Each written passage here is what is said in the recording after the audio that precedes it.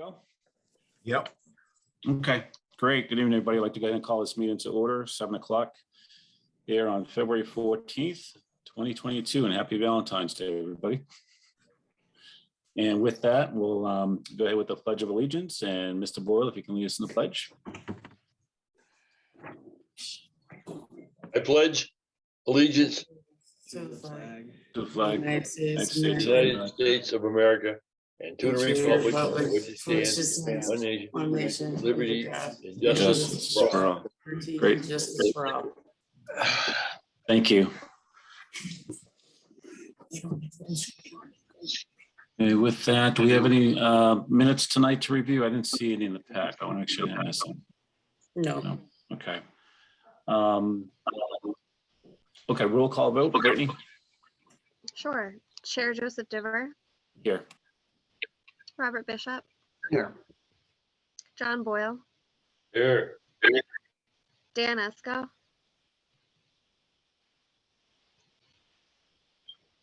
not present. He's present. He's Here. Okay. He's All muted. right. Mark, Here. our town manager, Thomas Hutchinson. here. Great, thank you, Brittany.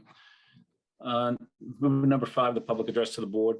This is a time when the public may address the board on any item listed on the meeting agenda or any issue or matter of the town. If you intend on addressing the board at this time, we ask that you do the following. Please identify yourself by name, address, or the company, institution you represent.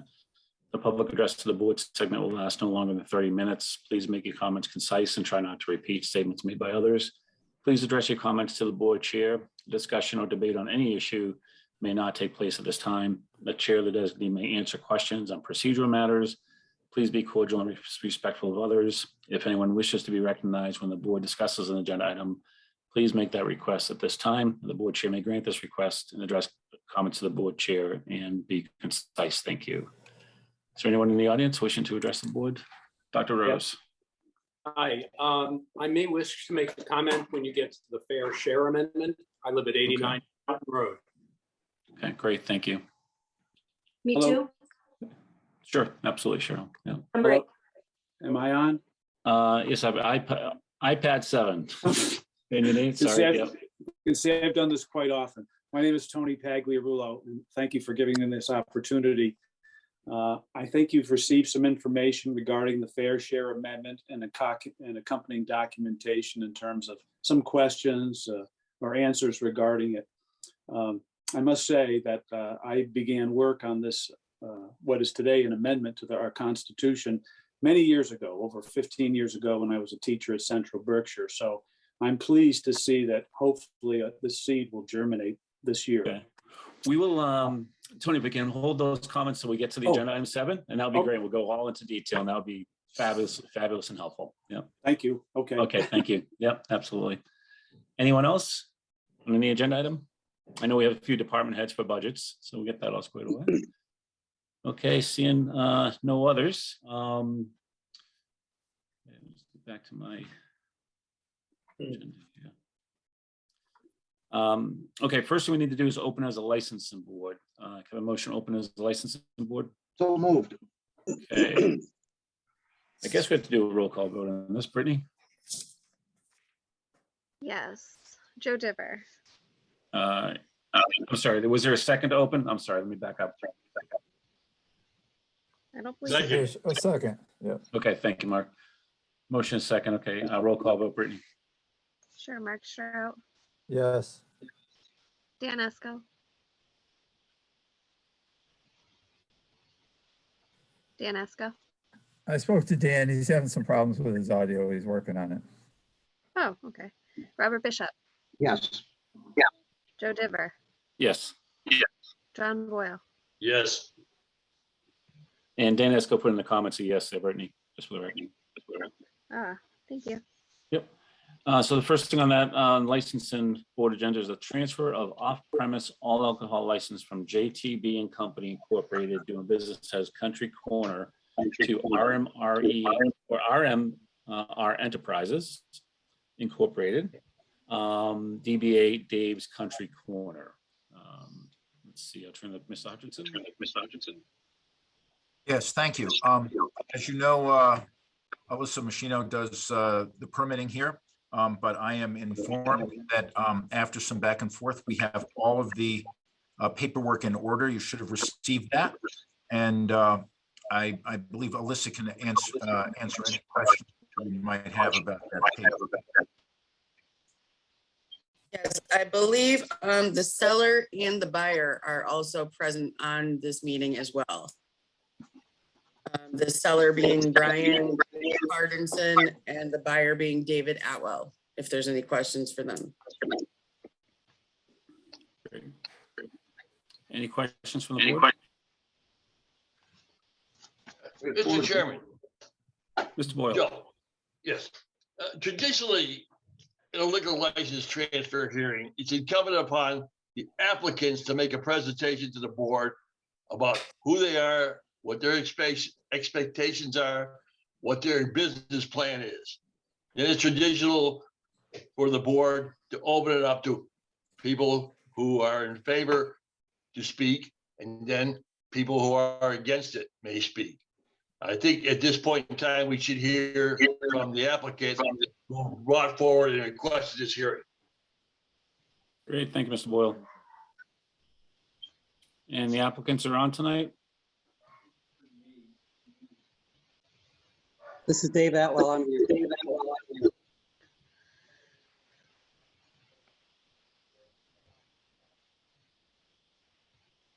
May I ask those who are not speaking to mute themselves, please? We're having a little trouble hearing Mr.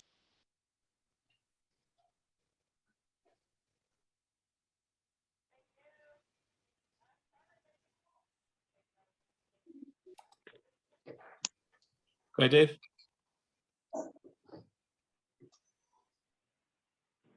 I'm sorry?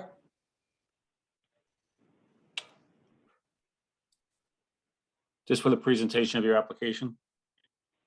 Yes, sir. You have any questions for me? Any board members? I mean, I can give you a quick presentation. I own Dave's Package Store up in North Adams. We opened in 2018. Before that, I owned 2 Mexican restaurants, one in North Adams, one in Williamstown. Desperados I bought in 1998. I sold one in 2012. I sold the other in 2017. And, 19 years was enough in the restaurant business. So I was just looking for something different. I've always liked Dalton. I like the area. We lived in Northampton for a while. My kids went to Smith Voc, and then we moved back to North Adams, which is where I'm from. I saw the opportunity in Dalton. It looked like a nice project. We're going to remodel the house. We're going to freshen up and modern the store. I'll be hands-on operator. My daughter does a lot of the paperwork and stuff like that, but I'm more of a in-house kind of operator. Great, I thank have you, a Dave. quick question. I have a quick Go ahead, Mark. question. Joe, just, Mr. Atwell, what are your plans for the business? Is it basically keeping it the same, or is it, you plan anything drastic? No, a coat of paint, maybe some new flooring, a couple of new coolers. That's just about it, really. Same product line, same little deli. Hoping to bring in some more craft beers. Just kind of modernize it, that's all. Thank you. Yep. Any further questions from the board? Mr. Chairman, I have just one question. Mr. Boyle. Yeah. Mr. Atwell, are Yes, you, yeah, I read through the 30-page application you had to fill out, and I sympathize with you. But it seems to me it indicates that you are purchasing the real estate as a separate entity, and you're then creating a separate entity to hold the license and the business with the intent to lease from the first mentioned entity and a rental rate. That's a pretty standard corporate structure for the liquor business in order to protect your assets. Is my summation correct? Yes, sir, exactly. We're gonna, I purchasing the property in my name. we're probably gonna move into the house after we remodel it, maybe, later this summer. So that's usually a way to, I did the same thing with my restaurants for liability purposes to, keep the property and the business separate. Thank you. Yep.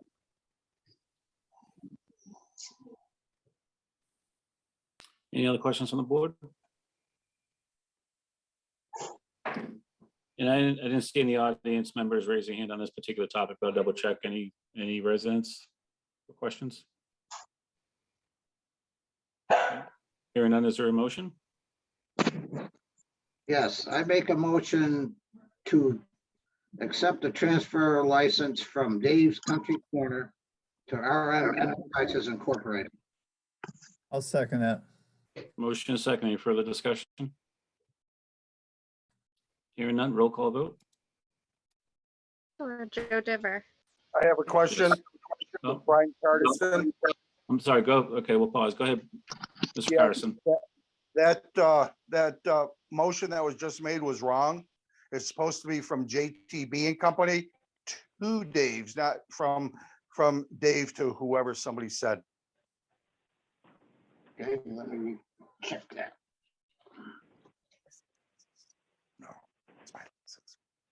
Do we have a copy of the legal notice? It should be explicitly in there what's happening. We should make the motion by reading the legal. Correct legal on the notice. agenda. I think it was just read a little wrong. Yes, the agenda item may be read as a motion and a motion to approve, if it could be, rather than accept, that would be good. Okay, I will rephrase that.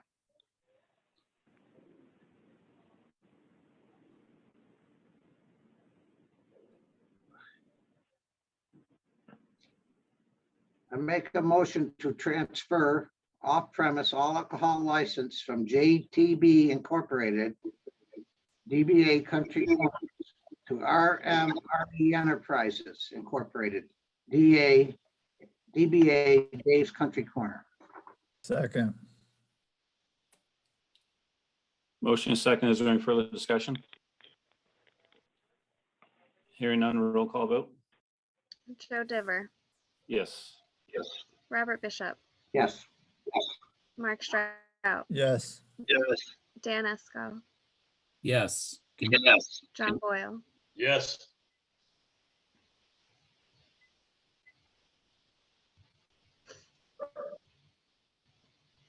Thank you. Moving to the next one, the approval of flammable fluid underground storage tank license for Miller Services. Yes, it's my understanding that that this item had been neglected for a year or two in the past, and we're bringing it back because the license, the tank is in place and the license needs to be granted.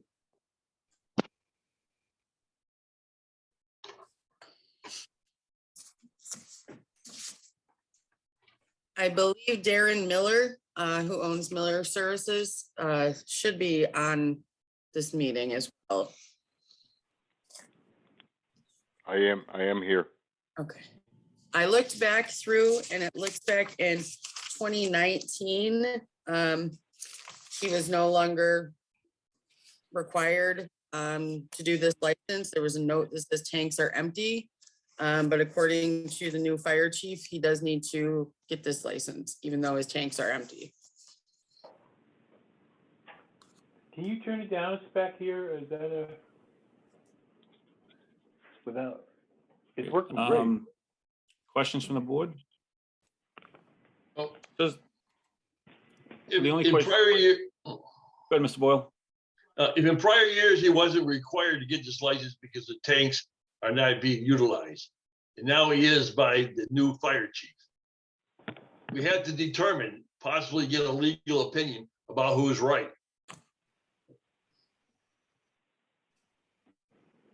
Mr. Hutchinson, any thoughts on that?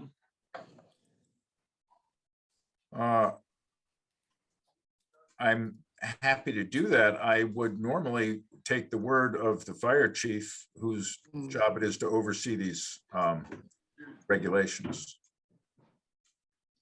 Do we have anything in writing from the fire chief at all, Melissa? I believe I have an email.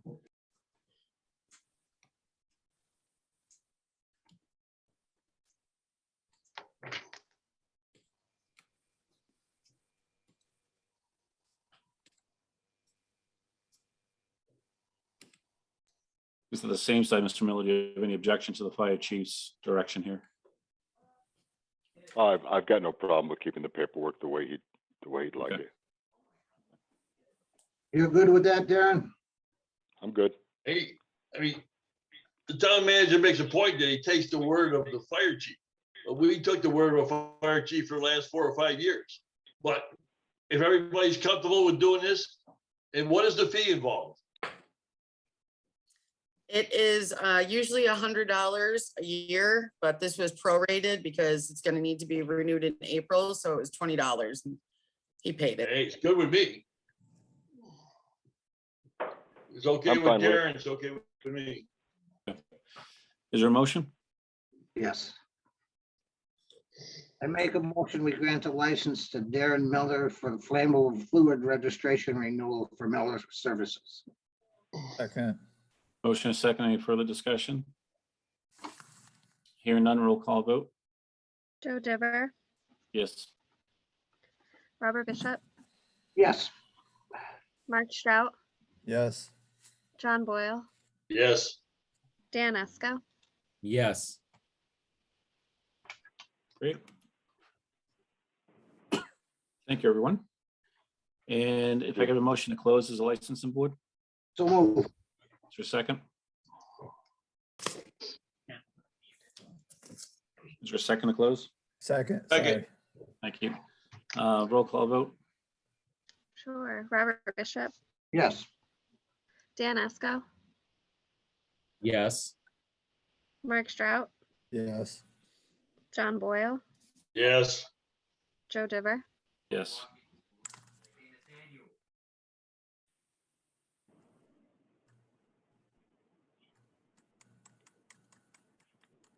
Okay. Excellent. Thank you, everybody. Moving to number 7, the Board of Health update. Hi, this is Agnes Rakowski. Hi, Agnes.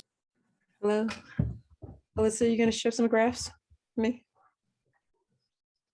While Alyssa's talking, just going to give you an update. Since I think we last spoke, there's been a lot of changes within the general guidelines of COVID-19 as far as isolation, decreasing from 10 days to 5 days, and then 5 days wearing mask. DESE has updated their guidelines to reflect that. EEC, which is daycare, has reflected their changes, and general public as well. Biggest thing is the antigen testing. I believe it was around January 14th that the federal government came out with, people can sign up for 4 test kits at home through covidtest.gov if you haven't done it already. So that was the government. The schools are working with a program where they're opting out of contact tracing, and they're opting into offering parents the ability to get test kits and test their kids at home. And what they're looking for is families to also do the pool testing. So they would do the pool testing most likely in the beginning of the week, and then the self-testing at the end of the week. The schools are working on that as far as that goes. As far as kits, we had Tom Hutchison worked with a grant for ARP. I believe it's ARPA, for 180 kits, in which we received 50 of them. We gave to the senior center to distribute. And then we also distributed to the town hall, police department, fire department, dispatchers, highway, library, water. And we, one for each employee, to be given to each employee so they can, if they had symptoms, were able to test at home and know if they should come to work or not. And then out of that, we have 32 kits left, which we'll determine what we'll do with them. We also received some supplies from the Berkshire Public Alliance, where we were donated N95 mask, cleaning wipes, disinfectant sprays, and those are distributed to daycares, senior centers, BARC, schools if they wanted it, fire and highway, and town hall for N95s. So let's see. As far as I still continue to offer by next testing for town departments, if there was a concern, if there was an employee with a concern. And on February 23rd, between 1 and 3, I'm going to be doing a community by next testing at the senior center. Okay. These graphs you have in front of you, you can see that we definitely, the numbers are coming down within Dalton, but also realize too that antigen testing is becoming more prevalent and not part of these numbers. These are PCR tests, but it's definitely a good sign as far as the numbers going down. Okay. We can go to the next one. And this is the one where we have it just as far as like, even as far as town hall goes, town hall, the plan is to, once we have a 14-day average of 25 cases, then we're going to be looking to open up town hall. Right now, we're almost there on the 7, but not on the 14. But we're coming close. And then again, this is the 7 to 14-day average from the previous year as well. So it's a good sign. It's a good sign. And then I know I always get questions. I know in the last meeting, there was questions regarding for Dalton, where are the most cases? And I was able to, I got data today for the 59 cases from this period of time. And as you can see, you know, there's some between 0 to 4. There's a couple of cases, but the most of the cases are definitely between, you know, the ages of 20, I would say 20 to, well, actually, yeah, the 30 to 39, 40 to 49, and 50 to 59 are the high numbers. Okay. As far as anything else, as far as what I'm doing, I'm working on food inspections throughout the town. I'm definitely ramping up on that. I'm working with Nancy Ruderman. I'm also going to be working with the Berkshire Alliance. We're working with the contract for septic, housing, and to start working that process as well. And the last thing is the water department did have a report with some deficiencies, which is going to be discussed in tomorrow night's Board of Health meeting. And Bob from the water department will be there presenting on that. Any other questions? Angie, the change in the mask mandate at schools, I know the safety and wellness will be talking about that tomorrow, but is there time for the Board of Health to make a recommendation to the safety and wellness tomorrow night? I'm going to be there. Okay. I think that would be something I'd have to bring up to the Board of Health. I mean, as far as the state goes, I believe the state is going as far as, I think they're reviewing that until I think the end of the month. At the end of the month, they're going to be reviewing that. No, the decisions to do away with the mask mandate at the end of February, they've already made that statement. They're leaving it to locals. Okay. So safety and wellness will be reviewing it tomorrow night and then making a recommendation to school committee on Thursday. Okay. I was just curious if Board of Health has a recommendation. It doesn't sound like it does, though. No, it'd be something I'd have to bring up to the Board of Health, which would be on Wednesday night. Okay. Thank you. Joe, I have a quick question.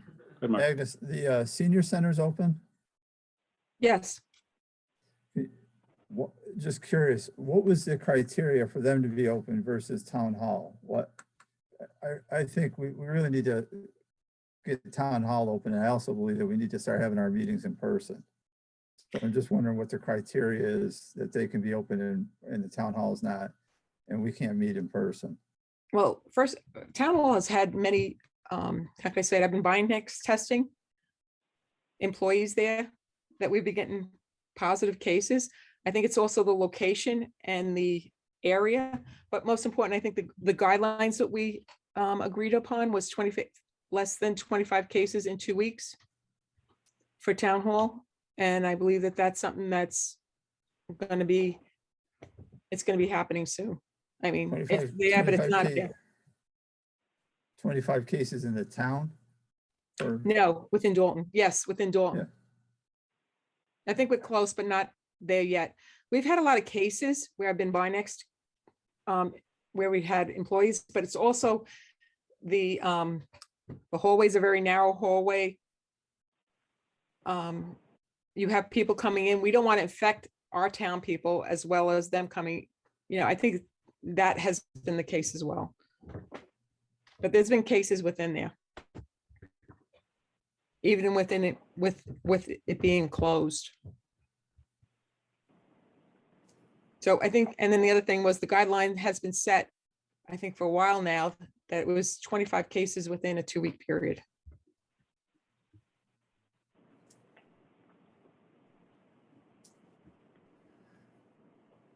I'm all set, Joe. Chairman, I have a question.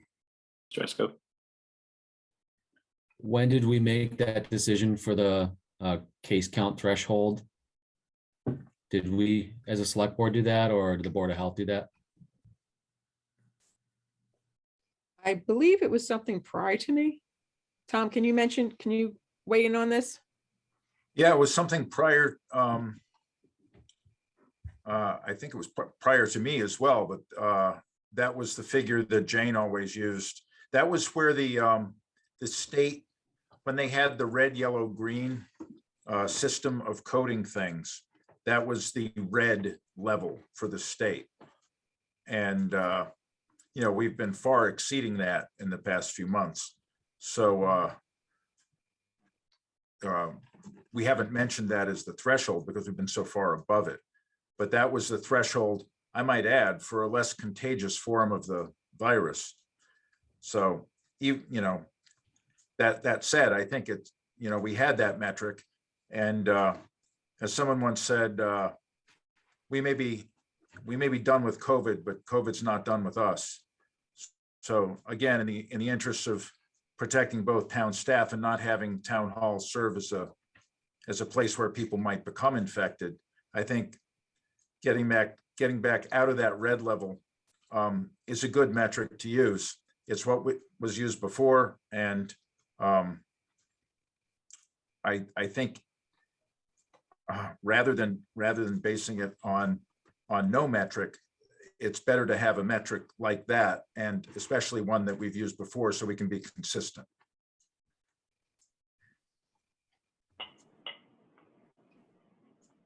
Will the select board review the data again in 2 weeks, and we can possibly make a decision to open town hall pending the data? Yeah. I think I do recall with Jane in the first round, I think we kind of set that policy as far as the controls around it. And then once we have that, we really don't need to make a decision. It's already based within the policy, is my understanding. We don't actually need to meet to release it or open town hall. Is that fair, Mr. Hutchinson? Yeah. I've been assuming that was the metric and preparing to do that. It might make sense to wait 2 or 3 days after we've hit that level just to make sure it's stable, because things do go up and down. But I think that's certainly how I was thinking of it. Joe, I got one more thing on that. Good. As far as us going back to in-person meetings, and prior to us going to Zoom, we were meeting at the senior center. If the senior center is open, then why can't we meet at the senior center? I think the last meeting we decided just to wait a few more cycles and then come back in to the senior center. So that'll probably be like by the end of February. But we could, bring that up at the end of the meeting for our next meeting and decide if we want to go back to the senior center next meeting or not. I think that we should be doing everything we can to get everything opened safely. I mean, the senior center is open with the vulnerable population, and town hall's not open. we're meeting on Zoom, but yet the senior center is open. It's just there's some contradictions going on there. I think we need to, and I agree we need to be safe, but I think we also need to be looking forward here and moving as quickly as possible to getting back to opening, meeting in person and opening town hall, considering it's tax season, and I'm sure quite a few people would like to get in there.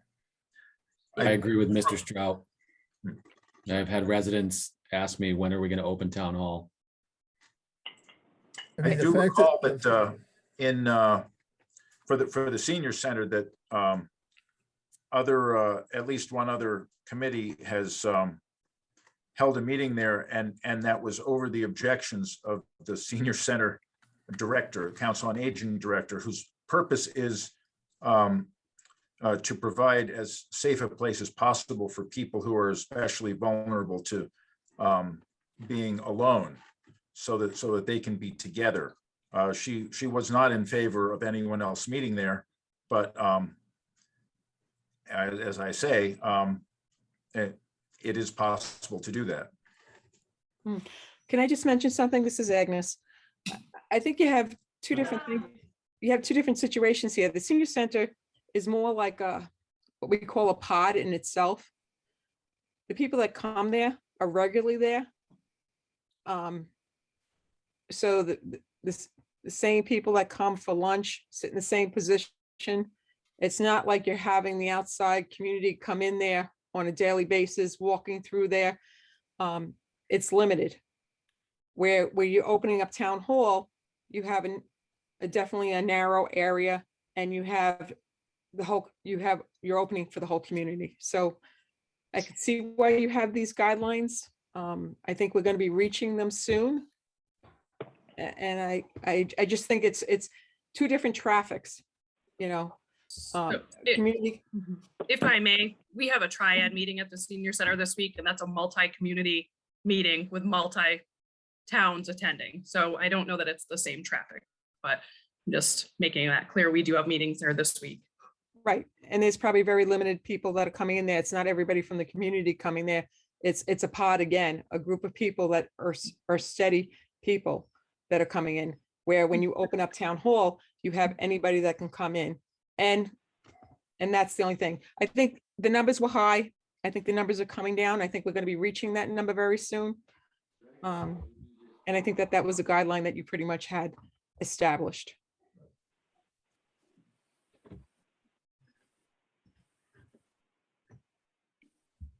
Any further questions? Yeah, I suggest we move on from this and review, put it on the agenda for next meeting. Absolutely. Will do. Thank you. Agnes, thank you for that great update. If there's no further questions, and we'll move on to the next agenda item. Moving on to number 8, the presentation of the fair share amendment with request for support. Mr. Bishop, you had asked for this on the agenda. Yes, Tony Pagliaro contacted me, and I read through it, and he asked me to share with the board, which we did through you. And I'm going to ask Tony to speak to this, if that's okay. Tony, you ready? I am. Thanks, Bob. As I alluded to earlier, this has been something that's been near and dear to me in the past when I was employed as a teacher here at Central Berkshire. In a nutshell, this amendment is a change to our constitution in the state, and it would provide additional funding for public education and public transportation. And public education isn't just K through 12, but it's also our colleges and universities. And that's a real consideration in terms of my grandchildren. And in terms of public infrastructure, it's the one thing we all seem to agree on, that with our potholes and our roads and our bridges, they are in dire need. These monies will be dedicated through this constitutional amendment for that purpose. And it would raise well over $1 billion, upwards of $2 billion, given the information by the Mass Budget and Policy Center. It was overwhelmingly supported by our legislature at the Constitutional Convention in June by a margin of 4-1. The people of Massachusetts, when they've taken a poll, have supported it by nearly 80%. It's a progressive tax, surtax, where it would touch pretty much the 1%ers in this state. And it's more than needed in terms of where we are in our economy and given COVID, especially with our public school children. So I would hope that this board would be supportive, and I would hope that our citizenry would be supportive, and Massachusetts gets this on board, and the Commonwealth will initiate this in January of 2023, and we'll see some direct results in terms of every community, but especially Central Berkshire and Dalton. So just for clarity, that amendment's on the state ballot, right? For It is. this November, I believe, right? It is. Yes, it is.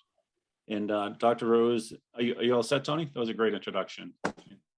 That's I think that's it. Thanks. Okay. Cheryl and Dr. Rose? Hi, well, I'm actually mostly here to just respond if people have concerns or questions, but I just wanted to emphasize, in case folks aren't aware of the specifics, that this is a ballot question in November, and it's to put an additional 4%. We have a flat tax, income tax in Massachusetts. So this is putting an additional 4% tax on annual taxable income over $1 million. So if your annual income is $1 million, you'll pay the same flat tax as everybody. If it's 2 million, you pay the same flat tax on the first million, but then you pay the additional tax on the millions above the 1 million. And the money, it will be written into the Constitution that the money will go, these additional monies will go towards public education and public transportation infrastructure. So I just want to be sure everybody knew that specifics, but then I would just respond with Tony to questions or concerns about this. Dr. Rose?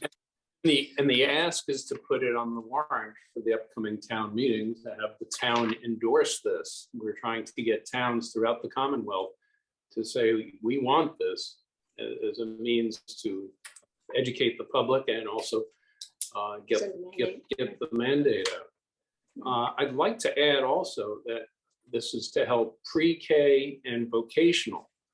I was disappointed to learn that we don't actually have a vocational program at Waukona Regional. I didn't know that. I thought we had some vocational. We have shops that teach people things like home repair, which is good. It's good, but that's not going to get you employed. I'd like to see auto mechanics nearby. I'd like to see HVAC. I'd like to see people getting jobs that put them into the green economy.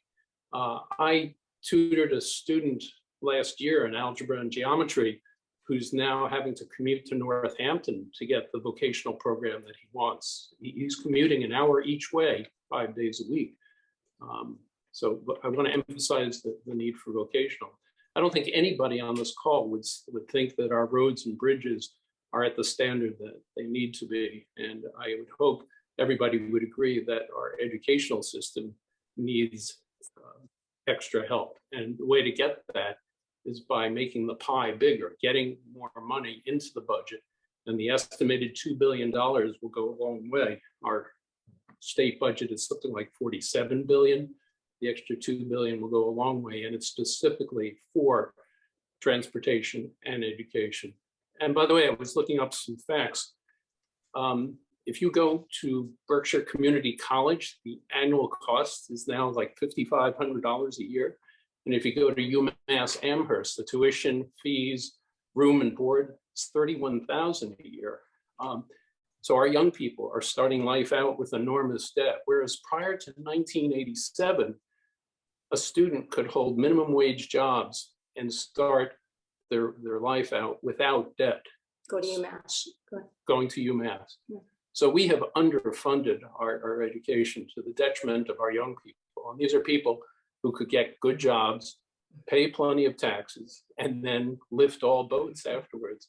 So anyway, I'm hoping the select board is behind it, and I'm hoping that the town at the town meeting on the warrant will vote strongly in favor. Thanks for listening. Thank you all. Any questions from the board? Mr. Chairman, Mr. one Boyle? question. Directed to Tony. Tony, if this, and I support it, if this proposition passes in the first week in November at the state election, and money is then being collected from the people with over $1 million in taxable income, how long will it take for this money to become distributed to cities and towns? Well, I don't know about distributed, John, but it takes effect January 1st of 2023. So the ballot measure, when it passes, will take effect at that time. And I would assume it would go towards the 2023 budget or thereafter, shortly thereafter. So it would be immediate. Thank you. Any other questions? Question, Joe. Yeah, is there any provisions in there and where the money gets spent and how it's allocated? So I'm pretty skeptical. I'm pretty skeptical of any money making it past Springfield. Any tax money. I'm pretty sure that Boston will have all their potholes filled. Western Mass will be left, you know, holding the bag once again, like the big dig. You know, I can't answer that. I can only assume there'd be some sort of fair play there in terms of that fair share being appropriated and distributed fairly. I know in terms of education, I would look towards our school system in terms of our transportation budget being secured more fairly. That's one of the things rural communities out here face, are increased transportation costs. And I can't say, you know, that's the legislative. I would think that's between the legislature and the governor, but we certainly would get more than we're getting now. And that's a good thing. Dr. Rose? That's where we as citizens just need to continue to stay engaged. I agree with Mr. Strout. We're not going to trust the government to just do what's right. We're going to stay alert, and we're going to be on our legislators. We're going to be on the new governor, and we're going to make sure we get our fair share. This is our best chance to get something done for the citizens in the Commonwealth in general, but it's our crack at it out here as well. Yeah, with a sustained investment, as opposed to like the ARPA funds, which are a one-off. You know, this is a sustained, since it's in the tax code, it will be a sustained thing. And actually the $1 million will continue to be raised with cost of living to keep track of, you know, what's appropriate in terms of a level. But yeah, that's like always, Mark. I mean, we have to stay engaged, and we should try to get a governor that, you know, recognizes Western Massachusetts, like always.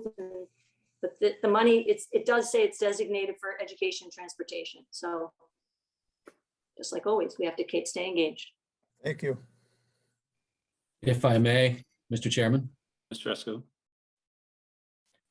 has any consideration been given to folks who may vacate the state and move to another state as their primary residence to avoid this increased tax? If I could speak to that, I did read the Mass Budget and Policy Center, and they're a very reputable organization, nonpartisan, and they expect that would happen to some extent. Of course, it's a guesstimate, but that could very well happen. But in any event, as I recall, they put the projection of at least 1.2 billion, if indeed people did leave the state for the reasons you've alluded to. So 1.2 billion projected decrease, but then offset by what's the total increase that they're projecting? Well, originally it had been up to 2 billion. So there may be a loss of residency or residence, and in which case they looked at it 1.2 billion, which is still a sizable amount of money. Yeah. Okay, thank you. I have a question, Joe. Mr. Bishop? Tony, does Paul Marks, Adam Hines, and Smitty Pignatello support this? I don't know. I got on board. Oh, Cheryl? I don't know, Bob. I would hope so, because they'll be the next ones I know I'll be contacting, in addition to the school committee also. Yeah, I can share that when I looked at the legislation, they were all a yes on the legislation there, Bob, going through the cycle. Yeah. Thank you. Dr. Rose? I'd like to point out that the top tax rate in the state of California is 13.3%, and California has not lost all its millionaires to Florida.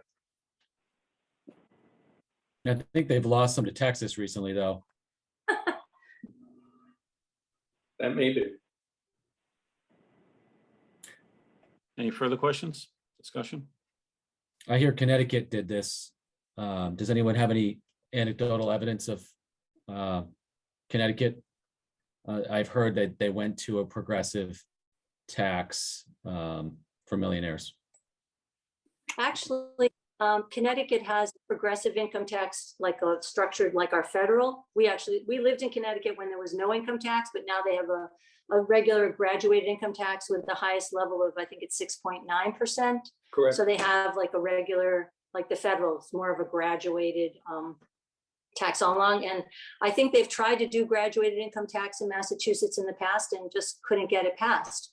And, so that's a lot of times, unfortunately, what has to happen with legislation. They do what can get passed. And certainly, as we've underfunded things, the people at the top have been doing quite well. And, they have a lot of tax avoidance things. And it turns out the people at the top actually pay a lower percentage generally because they have a lot of tax avoidance, than the average people who are paying the 5% income tax. So they can well afford to pay this additional amount. And we are much in need of these funds to repair our roads and, improve our schools because we've been underfunding them. Just for the board, I had to do, when this came forward, I did a little research just to get myself acclimated with the legislation and the possible impact of the state. And what I learned from the DOR report is that the impact of residents across the state, there's about 19,500 that would be impacted in this change and things of that nature. So, and there's a lot of history of this trying to make its way through the legislative process, including some court challenges, which seem to have been cleared up and now on the ballot for November. I just want to pause 1 second. Tony, just to let you know that we have Brittany Polito, who covers our meetings from iBerkshires, and she's just asking for the correct spelling of your last name for I'm sure she's going to do a nice little article about this, and it would certainly also help us for our records as well. So if you could go ahead and do us that favor for Brittany. It's phonetically correct. It's Pagliarulo, Pagliarulo. Great, thank you.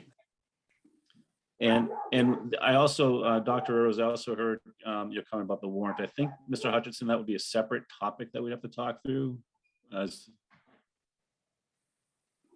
I'm sorry, it would be a separate what? I think a separate topic that we'd have to vote on to have that on a warrant. Yes, well, of course, you'll be voting on each article for the warrant. So yes, I will make sure it comes up again. Okay, great, thank you. So there's no further discussion, and Tony and Cheryl and Dr. Rose, thank you for the education and the introduction to the fair share. And thank you, Mr. Bishop, for bringing it forward to get it on the agenda. So with that what's the pleasure of the board? Any motions? Make a motion, we support this resolution and bring it forth to the people of Dalton. I believe there's a formal resolution that was drafted. Yes. And sent along. We want to go ahead and read that. I know it's kind of long, but do we want to read that in the record or just keep it as part of the as record? presented. As presented. Okay, thank you, Mr. Stroh. Thanks, Mark. Second. Good.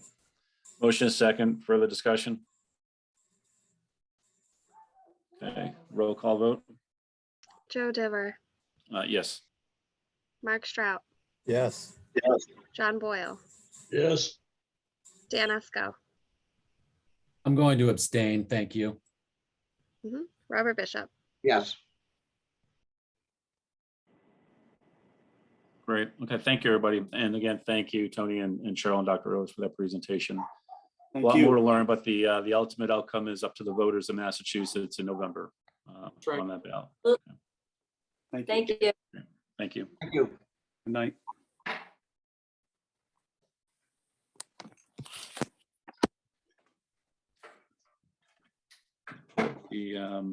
Just lost my place. Sorry, give me 1 second. Okay, moving to the FY23 budgets. Mr. Hutchinson and Alyssa, if you can show those budgets on the screen just for our viewers at home, that would be helpful.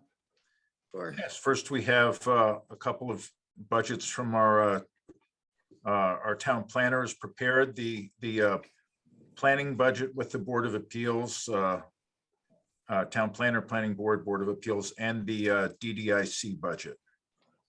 And Grant is here to show you them. So maybe So start off. the first one will be 175. Planning and zoning, titled Town Planner. Yeah, so the amount requested in the salary is the amount that was received through the recent pay study and the scheduled step upgrade. All of the expenses are the same as the voted budget from fiscal year 2022 being proposed for fiscal year 23.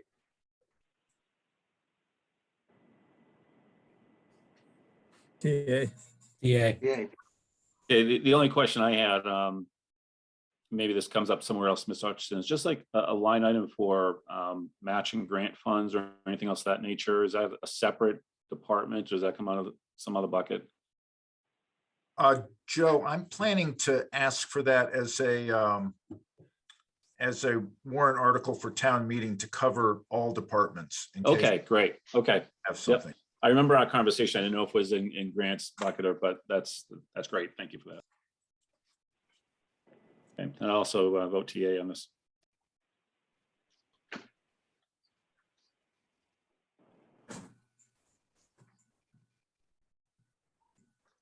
So moving on then. 182.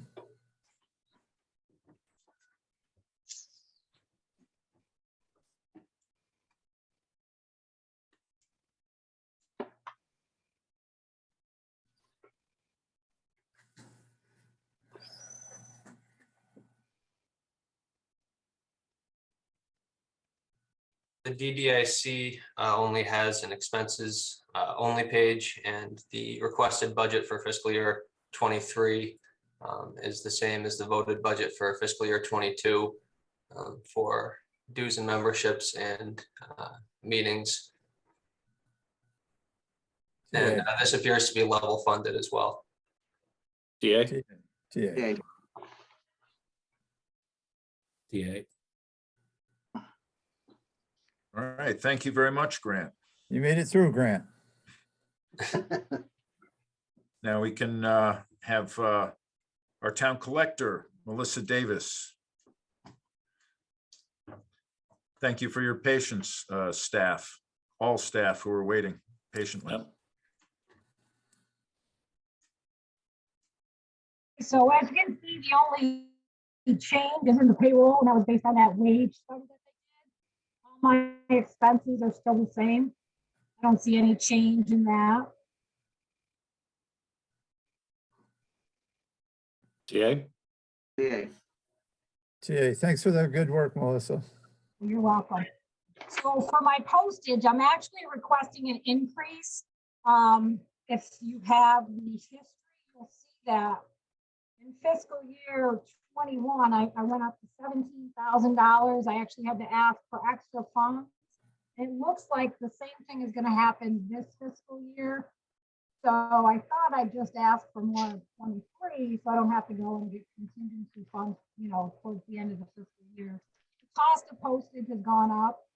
The amount of postage that leaves my office has increased because we don't have the public coming in and everything needs to be mailed out. And I am currently on track to go over my budget probably by May of this fiscal year.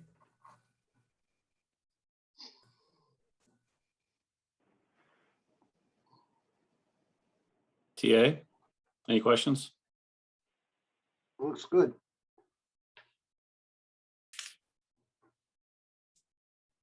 Everybody else okay? Dan, Mark, John?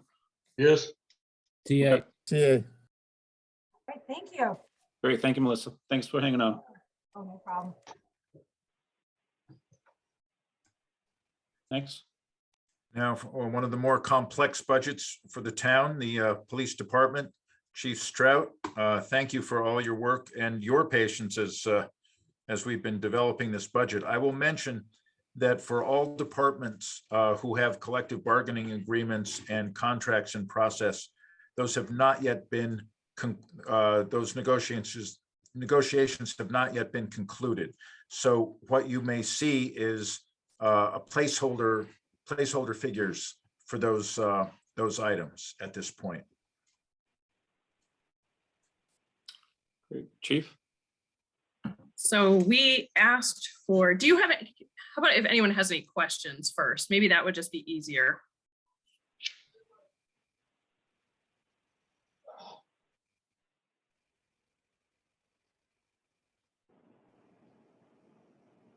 Let's scroll down to the just bottom line. Which one? There's like a percentage increase of expenses or salaries. I think it's like all the way to the end.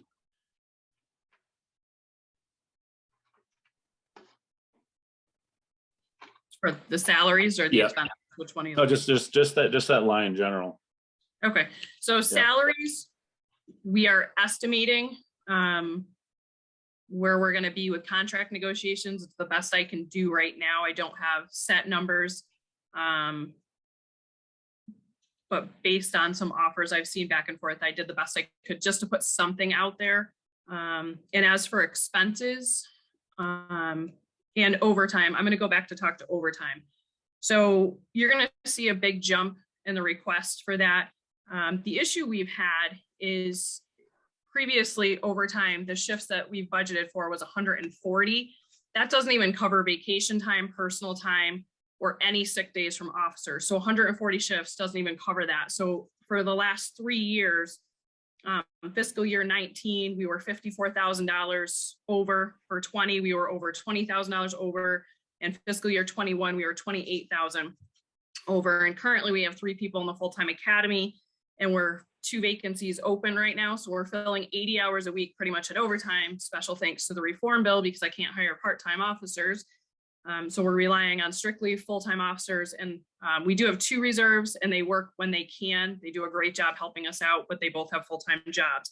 So currently right now we're about 27,000 over in that account as well. So what I am requesting to do is budget realistically for that category. And I took the number of days that everyone has for vacation time, personal time, and I estimated 5 sick days because that's generally the industry standard. They get 15 sick days a year, but these officers are very good. They don't use a lot of sick time, but I figured 5 would be a reasonable number to budget for that. So looking back, that's why I went to that number. We don't have the part-timers. We have 2, but like I said, we can't rely on that as heavily anymore. So does anyone have any questions on that at all?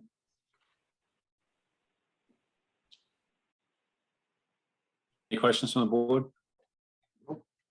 It's a necessary thing to do. And then if you want to talk, can we just talk about expenses a little bit? There's just a few things that, so our cruiser maintenance, we asked to go up in that because again, when you look at the last 3 years, we're pretty well over in that category. Thank you, Alyssa. I assume that's you moving that around for me. There it is. So we requested to go up from 15,000 to 25,000. If you look at the numbers, we've gone over 6,200 in 19, 6,478, and then almost 8,500.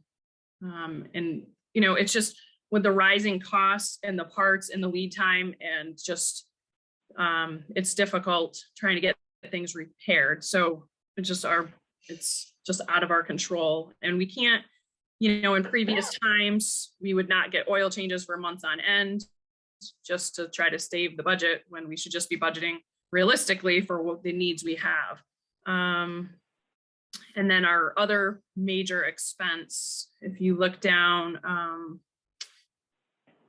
let's see, we went to, where is it? So our ammunition prices, try going, yeah, a little bit further down. Right there. So if you look in the blue, so we had, traditionally we had asked for 12,500. We're requesting to go up to 18,000. Based on ammunition costs, we spoke with the dealers. There's a national shortage for ammunition. We still have an order that was ordered last April that we do not have. We got down to 23 rounds of rifle ammunition because we had no extra. There was nothing. We level funded budgeted for that supply for too long, and we are legally bound to have specific firearms trainings with specific ammunition amounts. So this is not numbers that I just threw out. It's based on what the legal requirements are for our officers for training. So every officer has a specific amount of ammunition that they have to fire per year, twice a year. And if they go to the academy, there's a specific amount they have to have. And if there's any remedial training needed, we have to shoot a certain amount. And the cost has gone up, just skyrocketed because of the demand for it and the limited supply. So we are back up to a somewhat normal supply. So have no fear, we're okay right now. But does anyone have any questions on that? Please stop.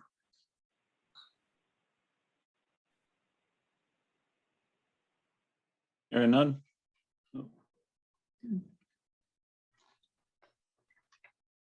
TA, TA, yeah. Mr. Boyle, Mr. Esco? Yeah, I mean, it is what it is. I think it is a large increase, and I think it's definitely worth being educated and informed about why, so we can have conversations with people in town. Did I miss the explanation of the overtime? Yeah, Dan, so what that was is previously in all the years prior, it was just under budgeted. They budgeted for 140 shifts, and that didn't even come close to covering the officer's vacation time and personal time and any sick time they used. We did the math on that, and I think it was 219 shifts just for that alone, just to cover that. So, and we estimated 5 sick days a year. And I went over did you hear me go over the numbers for the last few years, how far over we've been? Or no? I heard that for some of the expenses. So just to clarify, so in fiscal year 19, we were $54,174 over in that category. And then 20, we were $20,257.24 over in that line. And then in 21, we were $28,242.16. So it's just a realistic budget as opposed to just coming back and asking for money. I'm just trying to be responsible and be realistic on what we actually use instead of coming back and asking for money later. It's, and I'm optimistic that our overtime budget will go down when these officers graduate from the academy, but I am one short again because we're hiring for our unexpected vacancy and promoting. So retention is difficult. It's difficult everywhere. It's not just here, but that's our issue to work on. So. Okay, thank you. Assuming we get through what would seem like a growing pain into a more realistic budget, assuming that we get through that, do you anticipate for next year smaller increases or more level funding? I'm hopeful that when we're fully staffed, we won't have to fill so much overtime. There's just no way to predict that. Things like this change unexpectedly often, but we're hopeful once we're up to full staff that we certainly will stay away from mandatory overtime, which is a morale killer. It hurts our department, but once we get to full staffing, we shouldn't have to fill so many shifts. And that's the goal, is to just lower that number. Okay, thank you. Do you anticipate full usage of the degree incentives? So they're contract negotiated, and if you look down, I see 7. So those initials are the officers that have degrees. Got it. Okay. So that's a projected if the contract is approved. So that's, yeah. So those numbers are per degree, per contract, if the contract is approved. Okay, thank you. You're welcome. Any additional questions? TA? Yep. TA.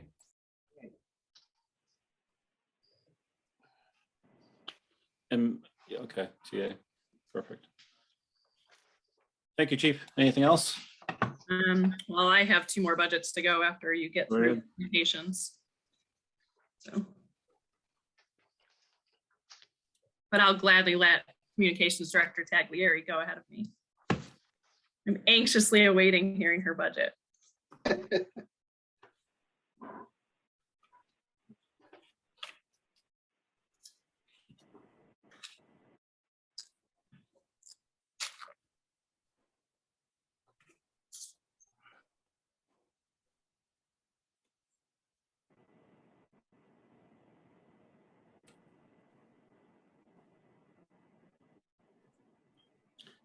Ready whenever you are, Gabby. Okay. So much like Chief Strout, the numbers we have are tentative because our dispatchers are in an association and they are currently in negotiations with the town manager. I will say first and foremost, I appreciate that the town manager and the town of Dalton are taking the dispatchers seriously this year. We seem to be the lost little group in the dark corner in the basement. But as you can see for things that have transpired in the last 2 years, the dispatchers hold just as much liability as our other public safety responders in the town, our police officers, our fire department. We're under a lot of stress and liability. We are the first ones to take the call. So we are looking at finally a decent increase for the work that they do in that. Tentatively, they're looking at finally being on a level playing field with Berkshire Communicators or Berkshire Sheriff's Control and their pay scales. Currently, after North Adams made their big jump in the last 3 months, we're the lowest paid in the county. So I'm glad that the town is tentatively looking at negotiating with them and bringing them up to a decent pay scale.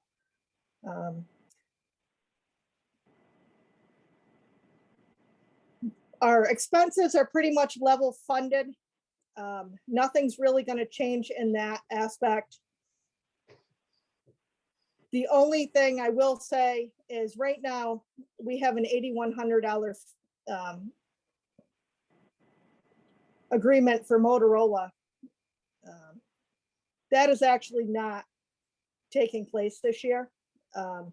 As of December 31st, our radio communications equipment expired, no longer in warranty with Motorola.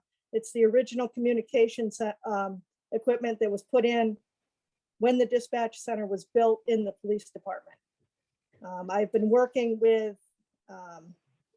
Dave at Pittsfield Communications, and we're looking at upgrading all of our equipment.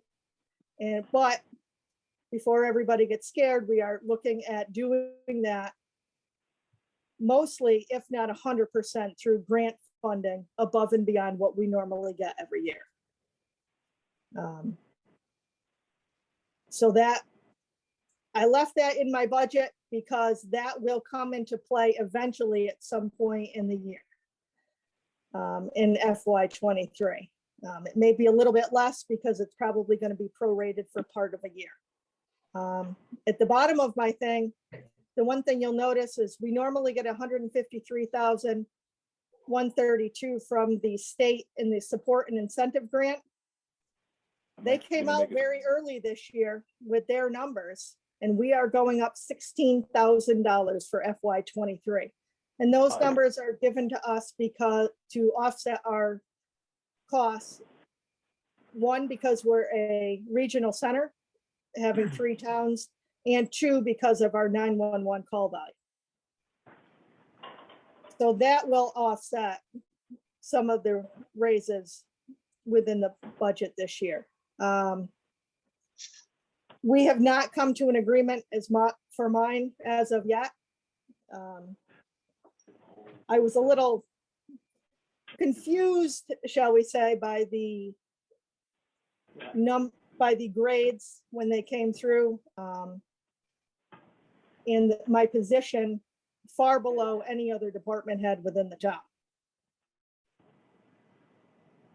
So right now, my numbers are not in there. I believe we've resolved the grade issue and are just working on a step right now. Well, we may have.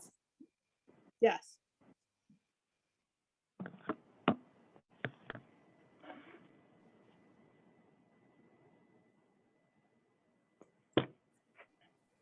So does anyone have any questions in regards to my budget? I don't have a question, Gabby, but I do Yep. just want to thank you for your hard work and thank the dispatchers for their hard work. Looking at these numbers here, you know, and this is considering a raise coming up to it. So, you know, I'm glad to see we're bumping up the pay, but truly, I still believe they're underpaid and I appreciate all their hard work. Well, Second that, thank you, because, absolutely. you know, they are. But I think, you know, the fact that we're in the little dark room downstairs, everybody sort of forgets what we do. And some people don't really have a true conception of what we do. Well, I can tell you, being on the street, there are lifelines out on the streets. So thank you again. So this budget, it's pending the salary negotiation for director. Correct. And a final negotiation for I believe, I can't speak for them, but I believe these are the numbers we are looking at for the dispatchers. Mhm. And what's the timeline to complete negotiations for the director, Mr. Hutchinson? I have an email out now. It could be very quick or it could not be very quick.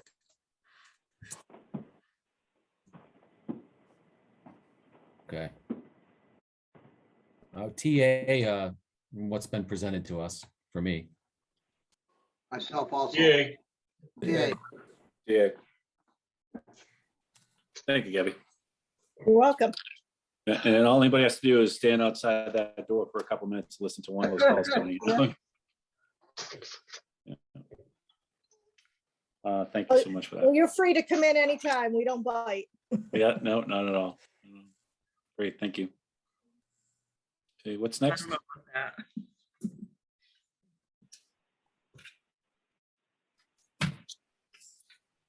Animal control. Okay, this one is much easier than our other one. So we plugged our ACO in according to the new wage matrix.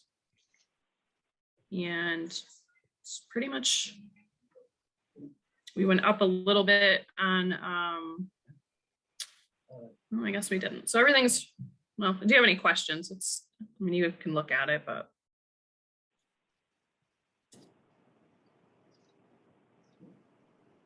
State forward. Yeah.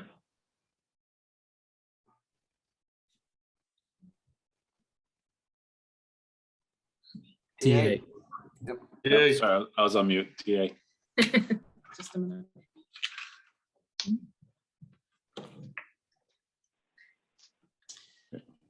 Right. This one's even easier. So same thing, the only change is just the wage matrix pay increase. And that's just an animal inspector, which is going to be, as of July, being moved to a stipend paid once a month as opposed to in his weekly pay. Yay. Yeah. Yay.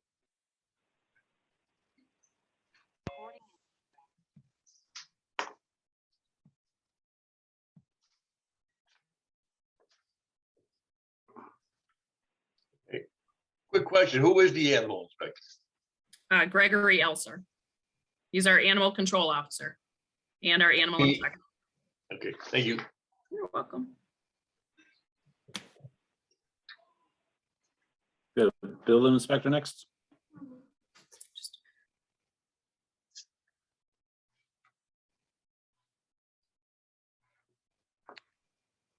Good evening, everybody. Hey, Brian. Hey, Brian. Everybody can hear me? All right, so my numbers really haven't changed too much, except for, the wage increase. One change that I would like to see happen is there was always $1,000 line item that said inspector vacation replacement. I would really like to have that changed to the alternate inspector receiving an annual stipend. I put that down as $500 a year. Really, this is something I meant to address many budgets ago and never did. In other towns, I hold this position in 2 other towns too. I received an annual stipend to hold that position. Really, we're asking someone to hold an appointed position that has to be certified at the commissioner level. They have to keep up their licensing, their continuing education credits. Really, they're on call, any time I'm not available, they could be on call. So I'd really like to see them get some sort of compensation for that. They've never done in the past. Other than that, the budget is pretty much the same. Hopefully the contract agreement with the permit program people haven't changed. I sent them multiple emails asking if there was going to be any increase this year. And I have not heard anything back. So I'm going to take that as a no. So I left the numbers the same for that. But other than that, it's pretty much the same. That's it.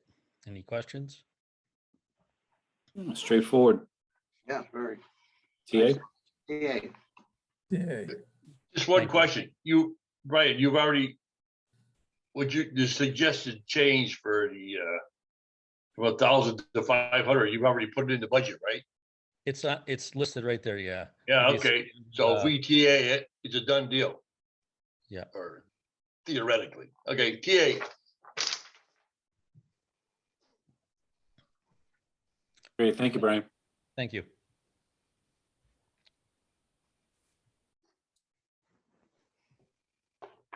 The traffic commission next.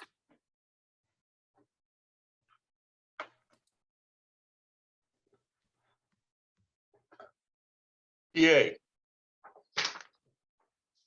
Yeah, that's very Straightforward. Yeah. Yeah. Definitely.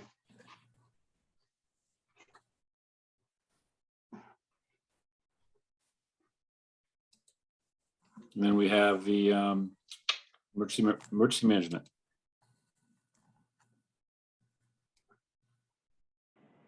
Is Dan still on? Hi, Bob. How you doing? Simply marvelous, I bet. Why don't I believe that? because you're a realist. This budget's fairly simple. Shows the 2% raise for the salaries position and the level funding of the expenses, with the exception of other purchase services, which reflects an increase of $136 in the cost of code red. That $136 is shared across the 3 towns, but realism is we pay $96 of it. Can we scroll down on this budget, please?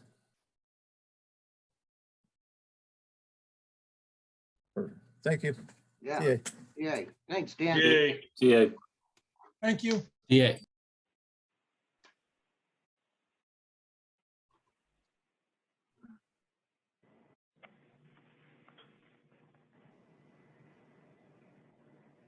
And next is Forest Warden, 294. Good evening. For you. You got that, chief? Yes, can you hear me? Yep, can hear you fine. All right. So the first one is the salary, and that would all obviously go with the wage matrix. I did not have that in front of me at the time when I submitted it. That's why it's about the same amount as it was last year. As you guys noticed, the large increase on the expenditures, that's due to these numbers haven't increased in several years. I've gone back 4 or 5 so far, and nothing really has changed.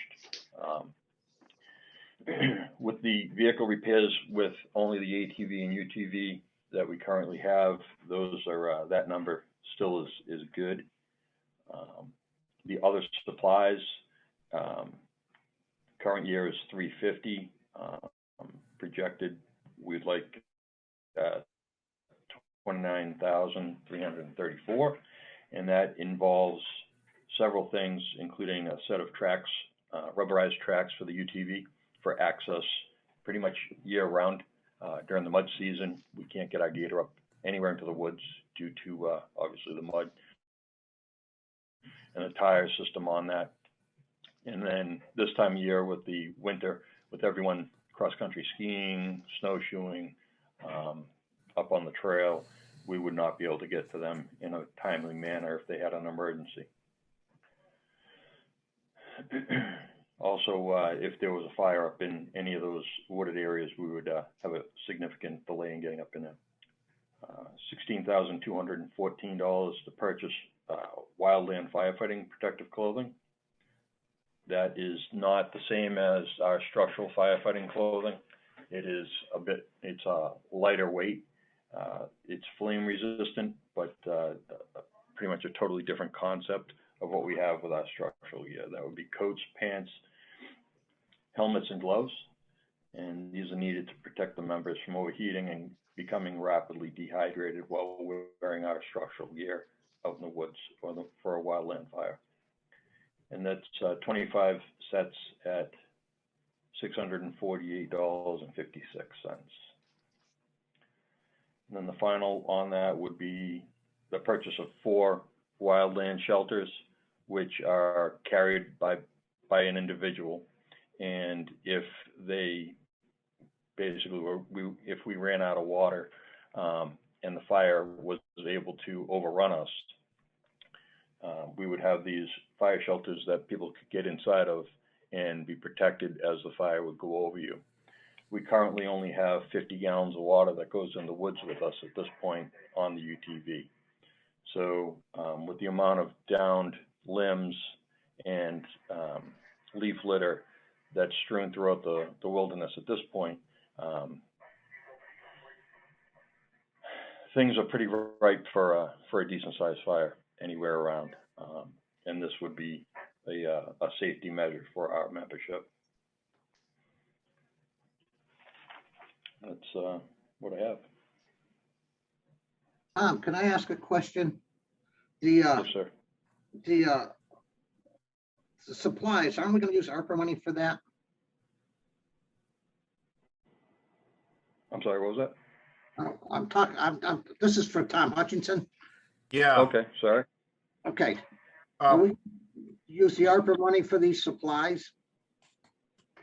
That is a possible use for the ARPA money. We haven't considered anything since a couple of meetings ago when you approved the, or maybe that was just last meeting, when you approved that list of things for ARPA.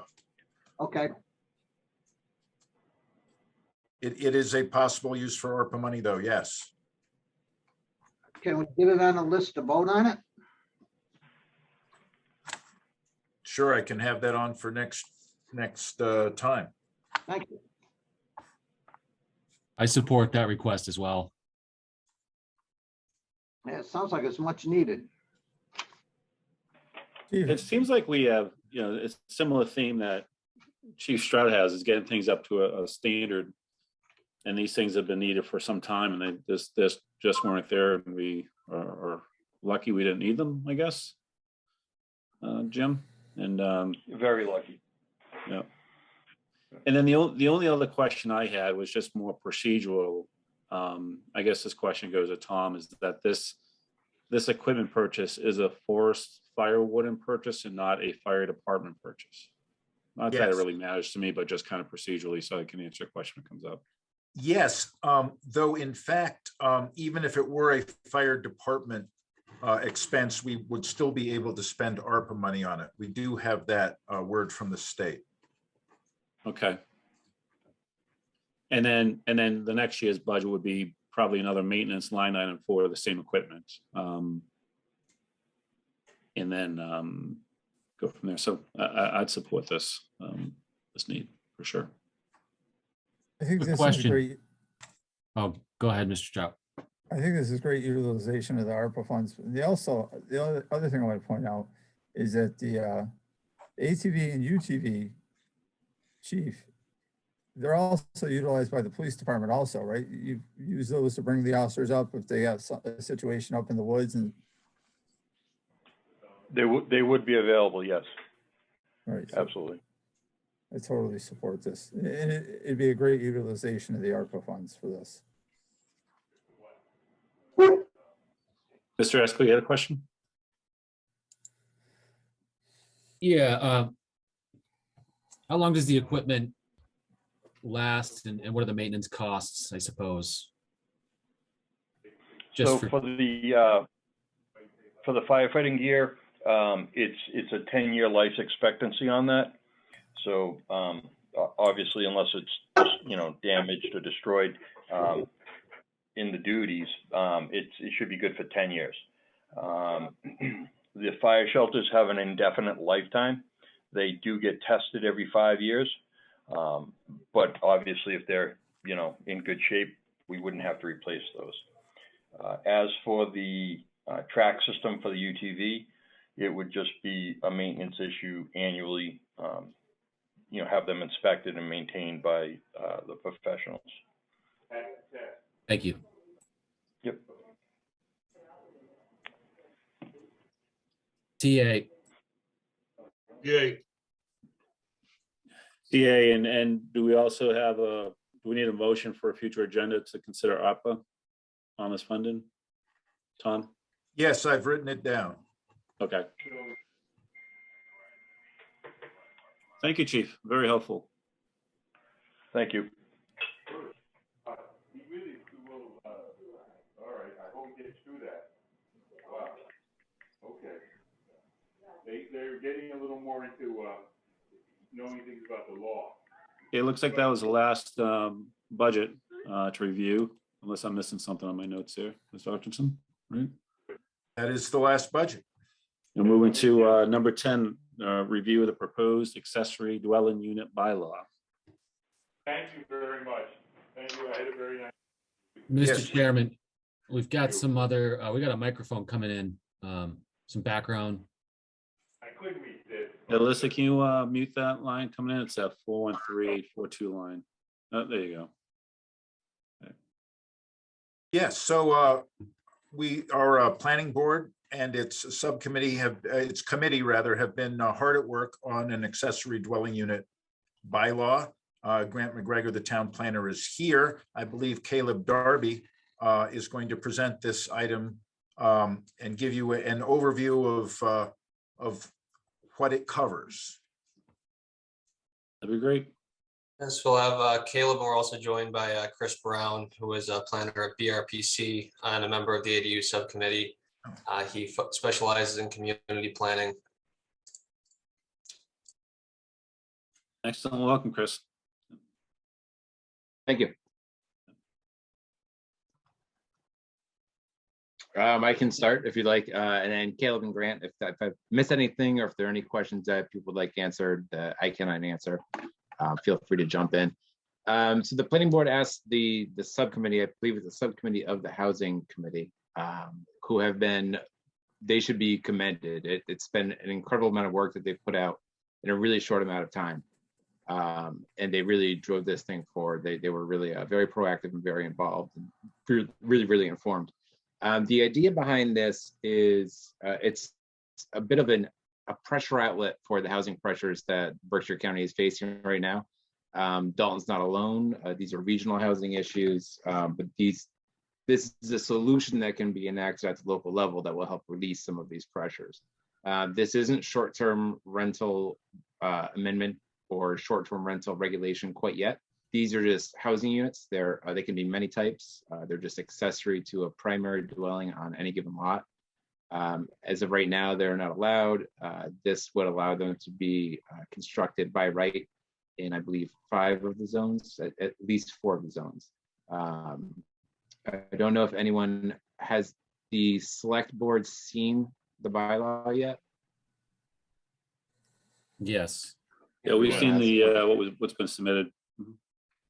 It's very similar to bylaws that have been enacted in other towns, other nearby towns recently. West Stockbridge is enacting something similar. Great Barrington already has. Williamstown already enacted very similar legislation. A lot of the language is taken or is spun out from that legislation. So the reason for that is that this bylaw reflects Berkshire County instead of the more urban areas that you find a lot of these bylaws written for. It was really important to the subcommittee to keep this law applicable to, or I'm sorry, keep this bylaw applicable to Dalton itself and the region at large. That is all I've got. If Caleb or Grant, if you've got anything to add, if you've seen the bylaw, if you have any questions about it, I'd be happy to answer or throw it to Caleb or Grant if need be. Mr. Bishop? Yes. Now, what about converting a garage? Would that count if under this, or if you have a garage, can you build another additional unit on your? A dwelling unit, yes. Yeah. Dwelling units above garages are kind of probably the most familiar sort of ADU. If anybody ever watched Happy Days, that's where Henry Winkler's character lived. The Fonz lived in an ADU. This is not a new concept. ADUs are very old. You find them in a lot of cultures. It sounds new because you're calling it an ADU, an accessory. It's got another initialism that you need to remember. But it's very often used for family members, extended family members staying, on the family's property, but not necessarily in your own home. Actually, Mona from Who's the Boss? There's another good example of an ADU. Sitcoms are full of them. So yes, a unit above a garage is a. So if you have a standing garage away from your house, but you want to build a separate unit, not on top of the garage, but on the property, so you would have basically two separate units plus a primary resident. So your primary residence, then 2 accessory uses? Yeah, one's your garage and then. Garage and the ADU. Yeah. As drafted. Actually, Caleb, do you remember that off the top of your head? I don't have the bylaw. Here we go. Yes, as drafted, you would be allowed to put up the ADU because we would actually not have an ADU as an accessory structure function. It would be an ADU would be considered something different. It would be an actual accessory dwelling unit. It would not be an accessory structure.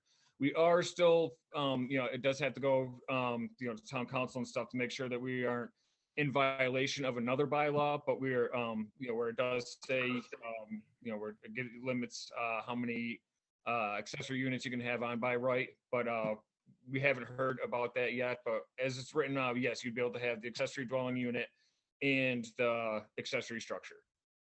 Okay, thanks. Caleb, you might be able to answer this. Who would approve the plans, or if there's would there be neighbor input? How would that work?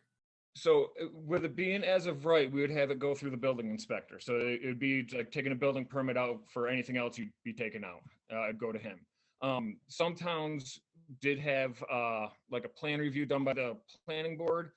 We opted away from that just because it is adding an extra step. I think we can trust our building inspector to, make sure things are up to code, and you still, it'd be like anytime you get building inspector's permit, you'd have to have a contractor sign off on it, and it'd be the same route with the ADUs.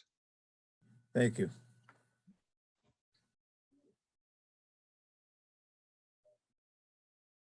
There's also Mr. Boyle. Good. Yes, Mr. Chairman, thank you. Yep. I'm not certain I 100% agree with this.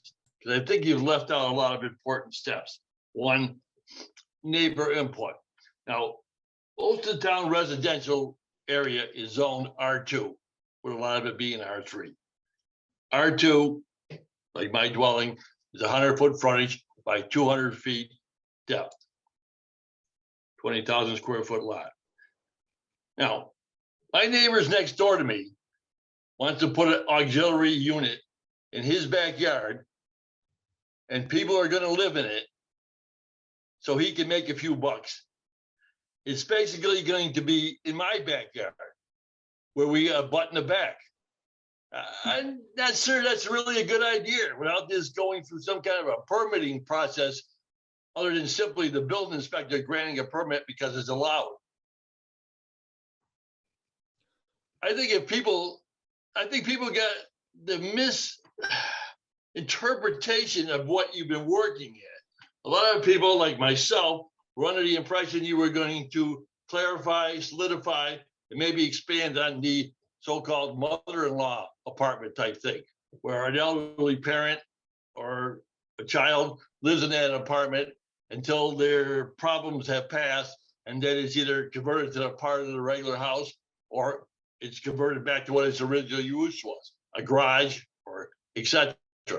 And this is not. This is simply someone can build a house, small house as it is, outside the zoning bylaw, which prohibits 2 dwellings on 1 lot.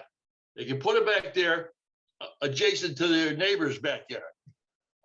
We had a case a couple of years ago where a commercial enterprise up on East Street in Dalton wanted to get a license to sell ice cream outside in their backyard of the store. And after 2 years, it was turned down by the Board of Appeals because the neighbors objected over this type of activity would impart on their enjoyment of their backyards.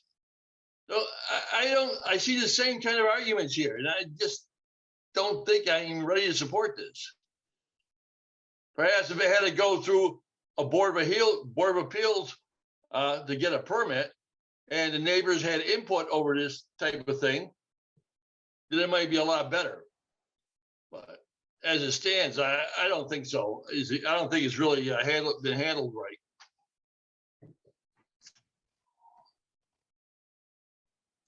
Anyone? So you would still have to follow the zoning bylaws as far as amount of coverage on your yard. You still have to follow setbacks and everything, with the exception we did allow for the rear setback. I think we allowed, I think in the bylaw we put in, I think it was 5 feet instead of the 10 feet that is the usual standard in the town. But yeah, the purpose of this was to do it as of right. If we decide to go with a special permit, there would be really no difference in, making it, just going to the zoning board for a variance or for a special permit either way. This was to a more, we are looking more along the lines of the granny flat where, someone wants to put an ADU so they can move into there and have another family live in their house. It could, help people age in place. And that is what we're, that is what we were aiming for. We weren't looking to, create, basically essentially a multi-family unit on a place where it's not allowed. This is just something that, we were someone proposed it to us, and we did some research on it and see other towns are doing the same thing. And we looked at it, making a bylaw that would fit Dalton. Well, I don't agree with this law. I think that shouldn't be by right in the zoning bylaw. I think it should be by special permit, either by the planning board or the zoning board of appeals. And the neighbors, they are going to have this, the setback is going to be 10 feet. What's 10 feet? If I got a whole family of people living in this little house in the back of my yard, it's directly abuts it. These are, I don't have any input here or square feet. ability to object in advance until it's a done deal. And then it's impossible to change. Okay. I think this thing needs a lot more thinking. And I think you rushed it through, and I don't think you got as much public input as you might have. I'm certain that I would speak for almost anybody that's in an R2 zone, that this could happen. There's And a public hearing what's next the week. justification? We are having a public hearing to get, to hear from the rest of the town too, to see how they feel about this. And, there can be some changes made. But the purpose of this was to go as of right. We were trying to stay away from the special permit because that makes it far, far harder for people to put an ADU if that is what they need. Yep. But you've made it impossible for a neighbor to object. I don't think that's right. Well, if you wanted to add on to your house anyway, as long as you're, if you wanted to keep it, so it's conforming, your neighbor wouldn't get a chance to say anything about it either. And this would just be but like, this isn't conforming. If you're to add it onto your house or put it above your garage, a structure that's already there, then, other than it happened to be, you need to be allowed to actually have a second dwelling on there. Yeah, but what you're proposing isn't conforming at this stage of the game. It's only going to be conforming if this bylaw is adopted. Correct. Well, I said what I had to say, but I think it's got serious flaws in it. Okay. And I would hope people would come to the public hearing whenever it is and voice their concerns.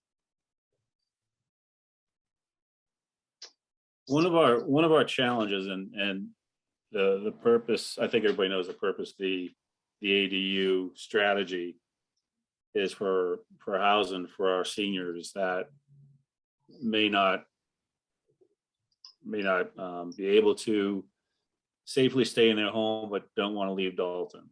So we've heard from our senior center leadership and some other residents in that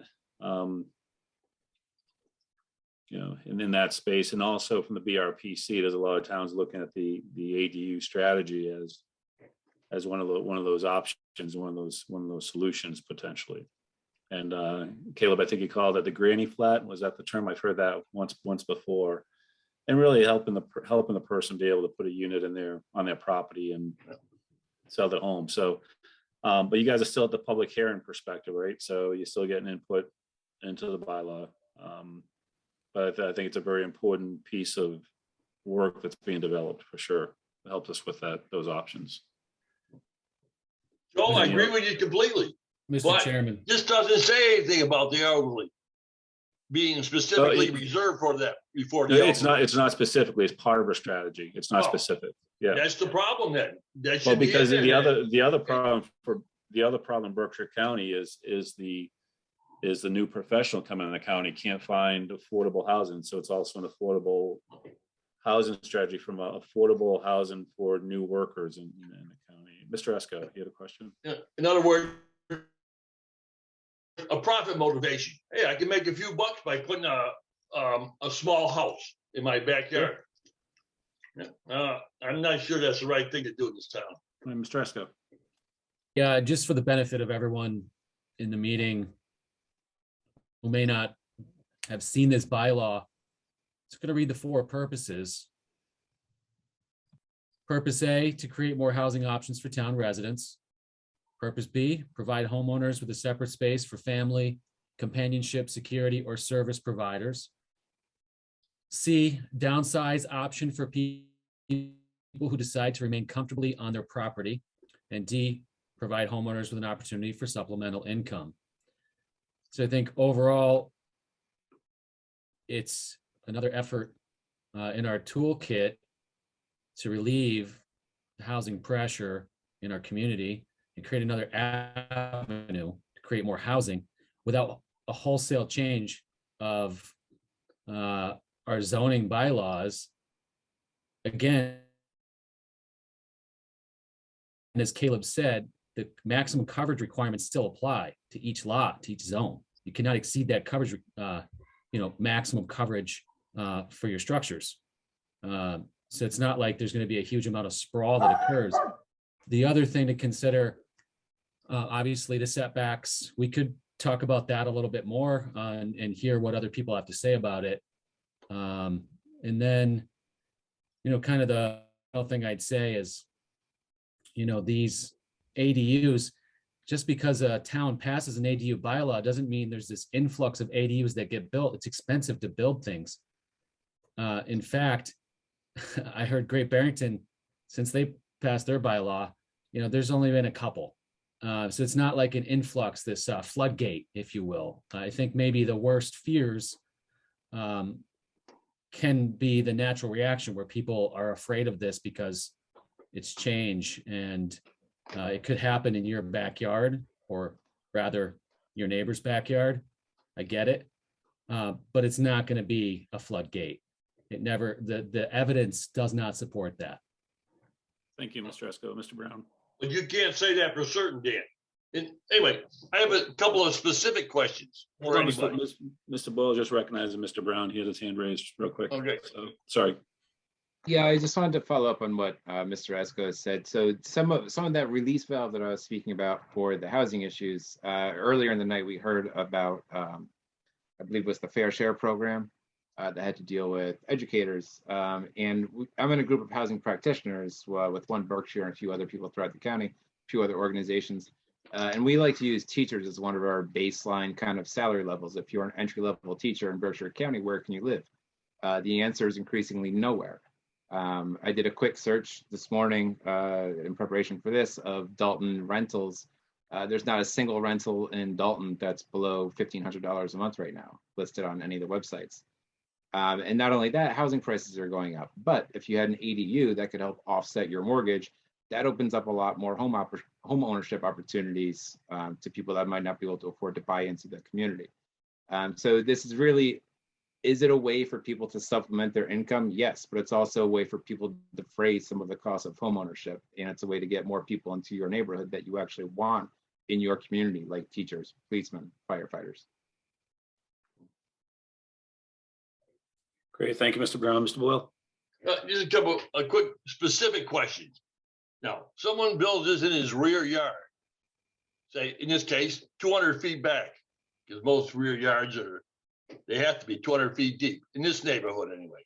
Now, is he going to have a separate driveway? Is he going to have to be connected to the sewer and the water? We're waiting in the memo confirmation from the Board of Health in terms of what they want to see in terms of separate sewer. There is a concern that adding a residential unit with a bathroom and a kitchen onto the existing system could be problematic. So that's something that will need to be addressed. In terms of parking, I believe the bylaw states that there will be one additional parking space for each ADU. It may be, is that correct, Caleb? It's one. We have addressed it in the bylaw. Yes, it'd be one per ADU. So it'd be one parking place anywhere for this ADU, possibly out by the road. And then the house is 200 feet in the back. No, it would have to be off-street parking. It specifically states off-street parking. And the purpose of that is also because of the town's winter parking ban. We would need an additional parking spot that would not be on the street. But this house doesn't require a driveway. Well, are you stating that the ADU would not require a driveway? You're right. Yes. Yes, you're right. The ADU would not require a driveway. And it hasn't been determined if it's going to require sewer and water yet either. Well, that would be part of the building inspection process. And there's been a memo sent out for quite some time that has not received a response from the building inspector or the Board of Health. I've been communicating with Agnes, and it's on their list of items to get to. I believe it certainly needs sewer and water. It's just a question of whether it needs its own sewer line and water line run, or if it can connect to the house. Well, again, we'll be having a public hearing to address any of these concerns, and they'll be taken into consideration in writing the final text of the bylaw. And Grant, is the objective to have this ready for this year's annual town meeting? That is the objective. Okay. Great.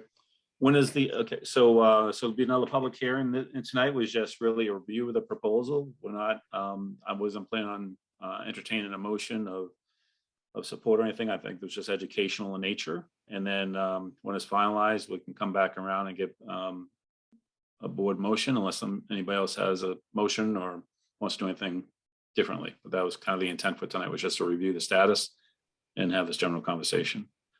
Grant, you don't need a Caleb? Yes, I just wanted to just announce the date of the public hearing on your meeting, because you guys have more people watching it than we do.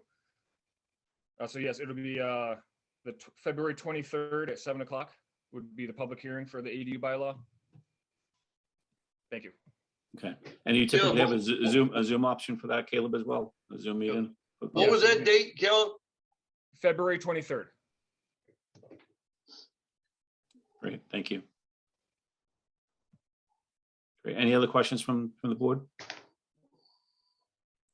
Well, presumably the purpose of having the bylaw come before this board is possibly to gauge level of support.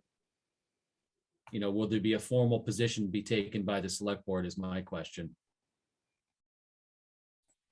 I think we should wait till we see the formal adopted proposal after the public hearing and the potential changes it may encompass. Yes, certainly. I think that if the planning board holds its hearing and forwards it to the select board, it could then be placed on the annual town meeting warrant by a vote, and there would be a vote whether or not to recommend it as well.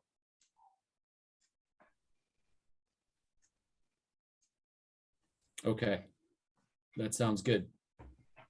I think we have the open meeting with the public's input, and then we get the answers for the sewer and stuff like that. But it's something I'm looking like I would support this, and I look forward to coming back to questions answered and the public's input. I think it's also important to note that the objectives in the housing section of the master plan match up very well with what we're trying to do with this ADU bylaw. The first objective being ensuring zoning supports a variety of housing options. There are a couple of action steps, and one of them is actually to consider adopting accessory apartment bylaws to allow in-law apartments. The language is a little different, but this is we're taking action on steps listed in the master plan as well.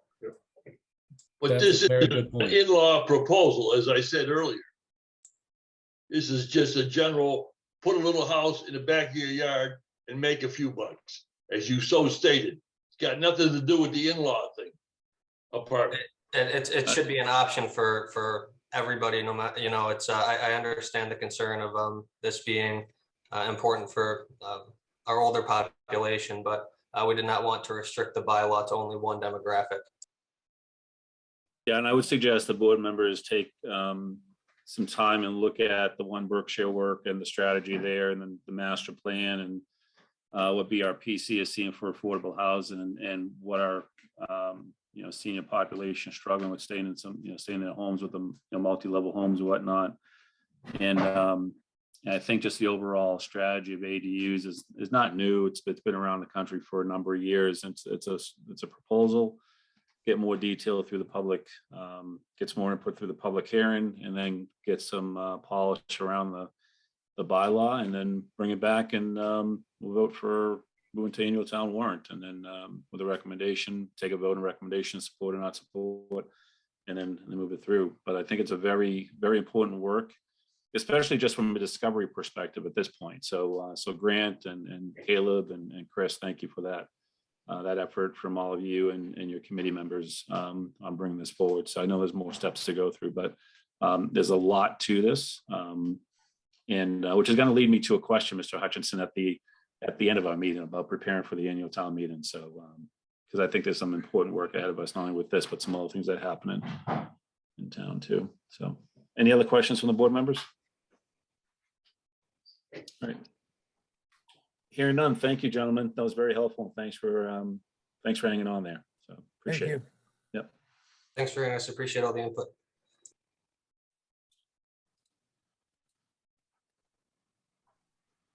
See, going to number 11, town manager update, Mr. Hutchinson. Yes, thank you. Several items here.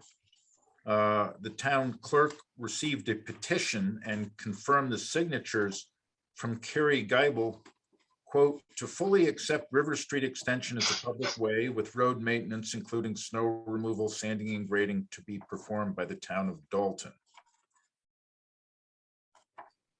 That's just an FYI at this point. Of course, there are legal issues because we do have a procedure in the bylaw, and how this would relate to that is something I think we'll just have to get town council to weigh in on. Chief Stroud and I have submitted a community compact regionalization grant proposal in cooperation with the town of Hinsdale for a consultant to produce a study on the possibility of Dalton forming the center of a regional police force. I understand Hinsdale's chief is due to retire, and they use mostly part-time reserve officers, which could become problematic for them as the Police Reform Act is implemented. In response to a question at a previous meeting, I can report that the 10% administrative fee charged for police details goes into the general fund and is not available for payments to the police department. I also worked with Chief Strout to finalize a promissory note by which officers we put through the police academy agree to stay in Dalton or pay back some or all of the costs of putting them through. If they stay 5 years, the town pays all of their costs. If not, they pay back a percentage based on how long they stayed. Mr. Hutchinson, can I just comment on that one just for our general audience? I think that that's important because as police reform moves, is in place, every officer needs to get certified. Once you get certified, you can work in any police department. So if we were to fund their academy and then they left, 6 months later, it's a big cost that goes out the door. So I think that's a very good step. So thank you for that, Mr. Hutchinson. Absolutely. I've received a very reasonable offer for leasing 2 rooms in the CRA building next door for our 3rd floor staff, and intend to move forward with that procurement. This will complete our staff office needs during the period we must vacate the 2nd and 3rd floors of Town Hall. The town has an obligation to provide a lower cost healthcare plan. The town treasurer has worked with our insurance agent, Maya, to offer a lower cost plan to employees who don't anticipate needing healthcare in Boston or on the Cape. By narrowing the network, the plan becomes less expensive. We'll be offering this plan during the next open enrollment period. And finally, the town planner submitted an expression of interest for a municipal vulnerability program grant for assisting in creating a different drainage system for the Orchard Street Pease Avenue area. The culvert is prone to backing up, and we can relieve it of a great deal of its water load by rerouting the drainage from the field above to the road, which we also want to repave. So those are, that's my report. Of course, I spent a good deal of time on contractual issues over the last week as well. Busy, busy, busy. Yep.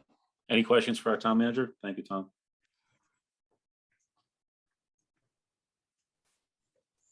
Okay, hearing none. Then we will move into future. Yeah. Oh, good. That's good. Okay, future agenda items. I have one, but I'll pause. Any board member? One thing for a future agenda item, maybe it's our next meeting or one that follows, depending upon what we have. I'd like to propose an idea that we actually touched on probably 2 years ago around our annual town meeting. And at that time, I was reading a story about towns that were having like an educational session 2 weeks before annual town meeting, so you could educate on the town warrant articles. And as we see the accessory, dwelling unit and some other items, and also police reform changes related to budget, I think there are some very key items that are on our annual town meeting this year that pre-education would be super beneficial to our residents. And may also increase engagement in our town meeting as well. So I just want to see if there's no objection, put that on a future agenda for discussion and see what we can possibly do there. But I've been seeing it as a pretty unique model some towns are using. I think it's great. Totally. Any other support. future agenda items?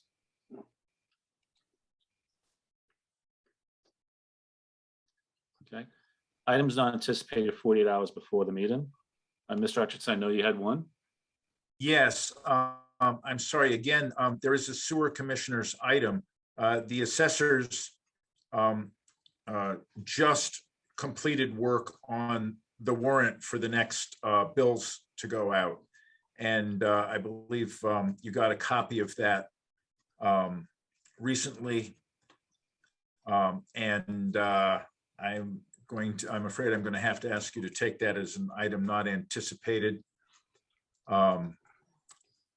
And I am working with the assessors to make sure that they understand that things like this do have to be voted on by the board.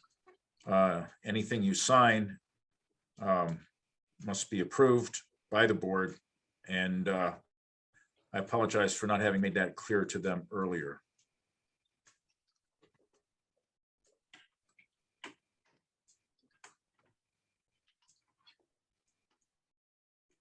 Okay. Thank you, Alyssa.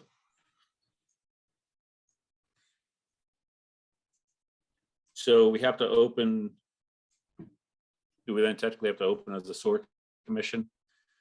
Yes, please. Okay, can I have a motion? So moved.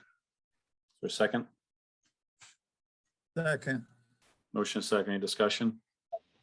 Roll call vote to open as a sort commission. Joe Diver, Yes? Robert Bishop, Yes. Dan Esco, Yes. Mark Strout, Yes. John Boyle, Yes. Great, thank you.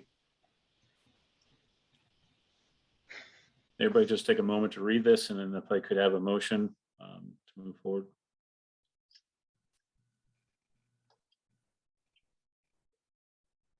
And Mr. Hutchins, you just need a motion that this will be approved, correct? Yes, thank you. Okay. Mr. Bishop, when you're ready. Okay, I make a motion to approve the sewer commission's warrant to collector sewer accounts As presented. for the fiscal year 2022-2. Motion, is there a second? I think I heard Mr. Stroh. Second. Thank you. Second. Any discussion? Yeah, are these additional amounts not anticipated for fiscal year 2022?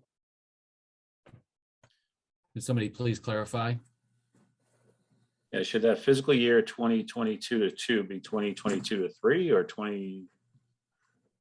This is the second payment for fiscal year 2022.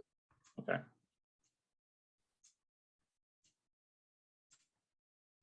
So this is normal business. It just came in before we could put it on the agenda. Yes, I heard, I got it today. And apparently there's a timing issue with getting the bills out, or I would have delayed it to the next agenda. Okay. Thank you for clarifying. Any further discussion? Hearing none, we have a motion and a second by Mr. Strout. Roll call vote. Brittany?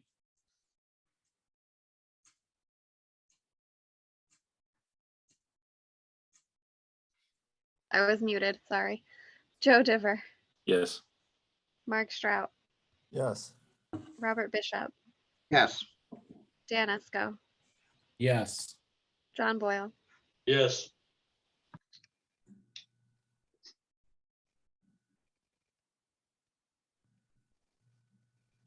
And Joe, you're muted. Yeah, is there a motion to close as a sort commission? So moved. Second. A motion second, all roll call vote. yep, Joe Diver, Yes. Robert Bishop, Yes.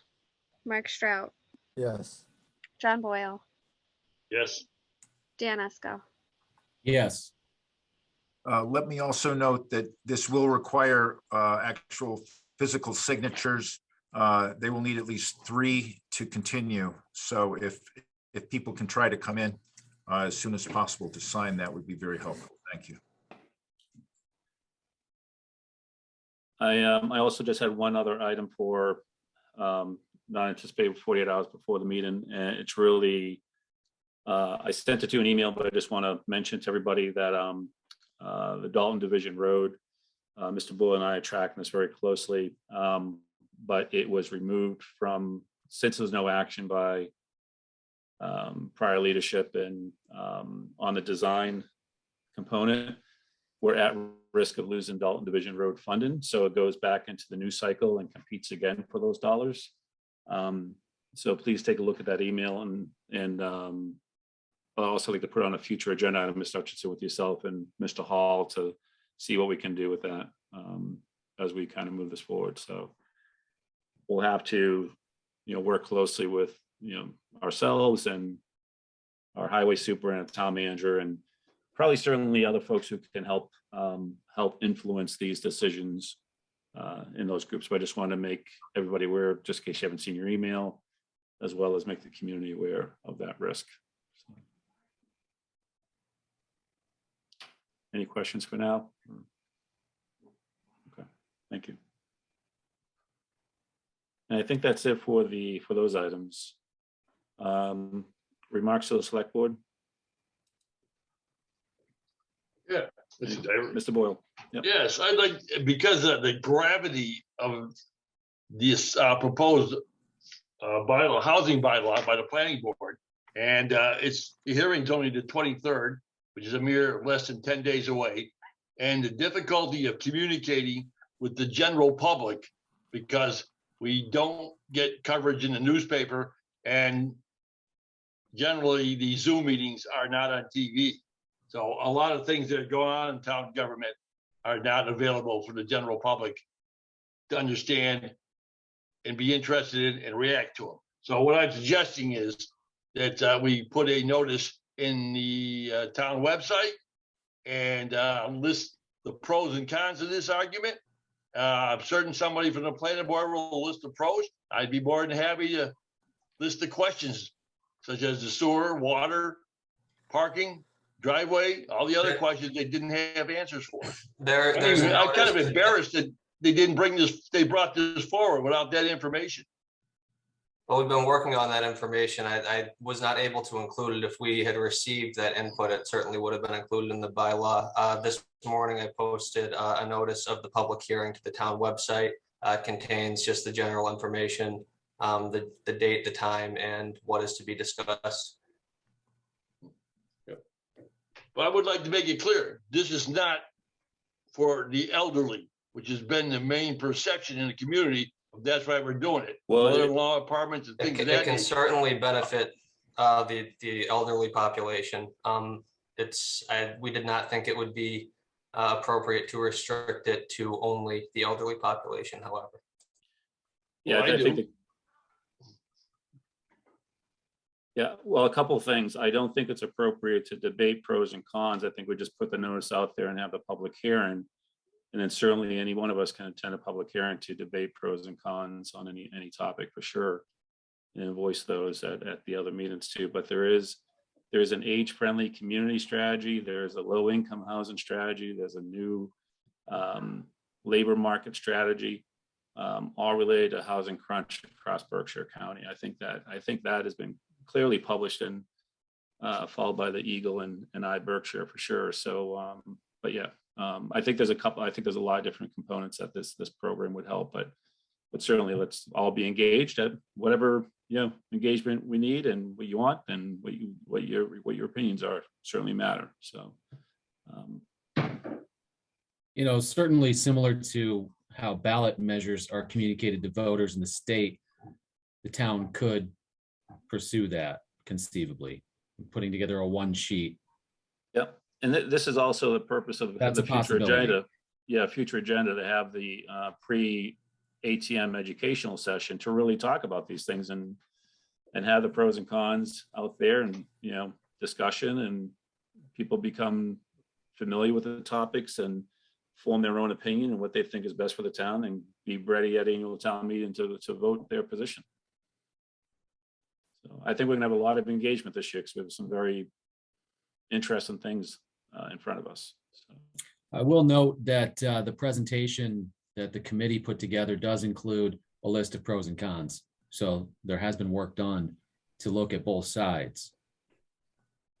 Dan, is this hearing going to be a Zoom hearing or an in-person hearing? It's Zoom.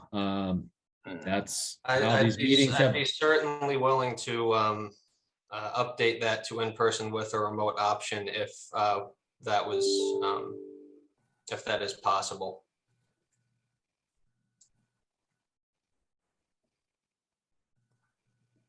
Most of the town meetings have been Zoom for a long time. We went in person for a little while with the select board, but the planning board never went to in person after COVID. And other boards have not as well. So I don't think that that was a purposeful effort to, you know, do anything and not allow people access. It's just how the planning board here, you know, public meetings have been conducted is through Zoom since COVID. Grant, are we able to change the location though at this point? It's been published in the newspapers. I don't think that that's a possibility. You may be correct in that case. Then the it would be restricted to Zoom based on the current regulations. And we can't all of a sudden say, oh wait, it's going to be at this location now. Why? You got time to change it. Well, we could change the public hearing date. This needs to be posted, and it was in the Berkshire Eagle in 2 consecutive weeks. It was posted as a Zoom meeting because that is how everything was being generally operated. I certainly wish that could be different, but unfortunately, it's not the case.